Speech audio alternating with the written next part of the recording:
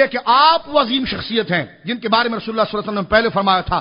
حضرت سلمان فارسی، فارس کے رہنے والے تھے نا، ان کی پشت پر ہاتھ رکھ کر حضور نے فرمایا تھا، اے فارسی سن، لو کان الدین عند السریا لذهب به رجل من فارس او قال من ابناء فارس حتى يتناوله.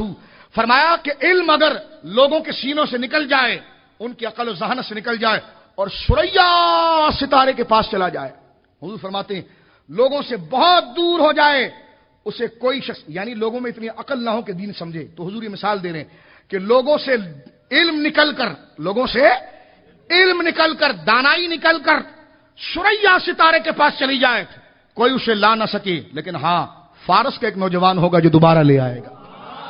اور یقیناً دور صحابہ کے بعد وہ علم دوبارہ اگر اس دھرتی پر کسی نے متعارف کرایا اسی ذہانت کے ساتھ تو حضرت امام اعظم حنیفہ رحمۃ اللہ علیہ.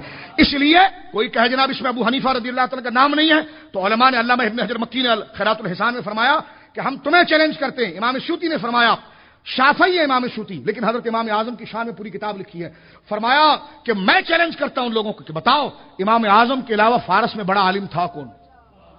فارس میں بڑا عالم تھا کون؟ اور آپ کا ہم پلہ غیر لوگوں میں نہیں گزرا تو فارس میں کون گزرا ہے؟ فرمایا یہ معجزہ مصطفیٰ ہے جو سرکار علیہ الصلوۃ والسلام مرحمت فرما رہے ہیں. درود پاک پڑھیے، یہ معجزہ مصطفیٰ ہے.